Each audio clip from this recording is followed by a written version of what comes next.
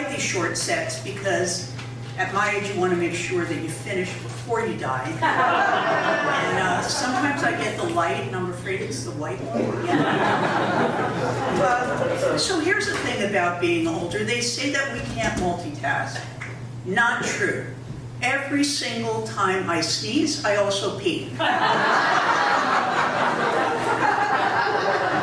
So you know who doesn't care how old you are? Your dog.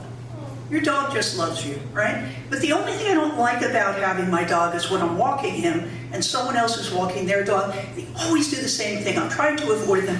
They walk right at me and they always say, "Don't worry, mine's friendly."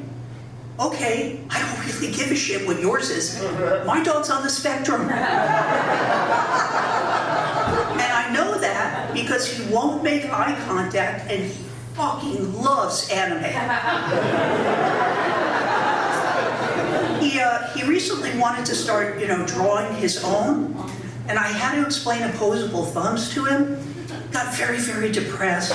And I told him that nature gives all creatures something special. So humans, opposable thumbs, dogs can lick their own dick. Speaking of dicks, I lost my mom recently. I clearly haven't figured out the segue through that joke. But I did. She was 92, and once she went to hospice, she was done, and she was very impatient.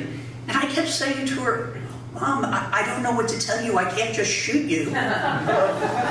And then I realized that we were in Florida, so I shot her.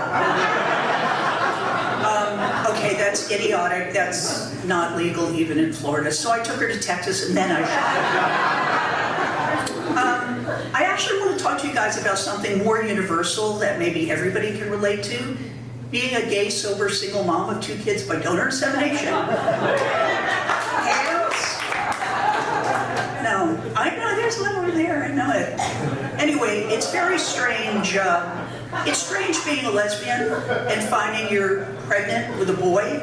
I was kind of like, wow, that is the first time I have had a dick inside me since I quit drinking.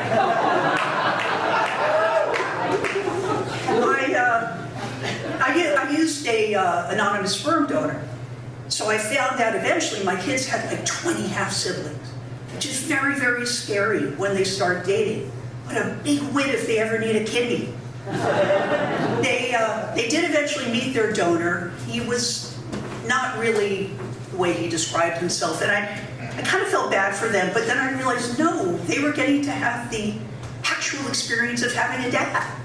You know that profound disappointment when you grow up and find out he's not anything like you thought he was going to be? Raising kids is exhausting, even if you have one of those, what do straight women call their sperm donors? Husbands. But when you have them the way that I did on your own, it's really tough because when you need a break, apparently you cannot just drop them off at the sperm bank for a couple of hours. I tried. If I got really desperate, sometimes I would just leave them in the freezer section at Ralph's for a while. Kind of felt homey to them. So you also have to explain where babies come from differently as a gay parent. And so I said, well, sweetie, of course women love women and men love men, and oddly, sometimes women love men. We don't judge. But when they want to have a baby, they don't do it the way that I guide you, which was to go to a doctor, a professional, preferably Jewish, in a clean and sanitary environment. No, here's what they do. So the dad puts his, I'm sorry, gag reflex. He puts his penis in the mom, he sprays her insides with this gooey substance. They try that a bunch of times and they're lucky they get a kid. And here's the weirdest part of the whole thing. A lot of times they do that for fun. Okay, so here's a question I got asked a lot.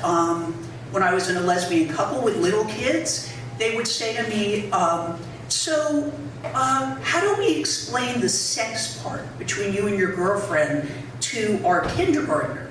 And I was kind of like, how do you explain your sex life to your 5-year-old? Are you sort of, well, Madison, Daddy likes it doggy style. And Mommy's into a little ass thing. I would also get asked, do your kids know they don't have a dad? I would say, well, I told them they have a dad, but he abandoned them. And I figured that way when they grew up and went into therapy, they'd have someone else to blame their childhood on. So my kids are grown now. They're both straight. I don't know what I did wrong. I did everything I could to make them gay. I didn't give her Barbies. I took him to Broadway musicals. She grows up and marries a man. He joins a fantasy football league. I'm so ashamed. I lay there awake at night and I think, what is it that draws them to this straight lifestyle? But when I question them, they get very defensive. You know, they're like, it's not like it's a choice, Mom. Yeah, right. Anyway, I'm hoping it's a phase. Thank you, guys.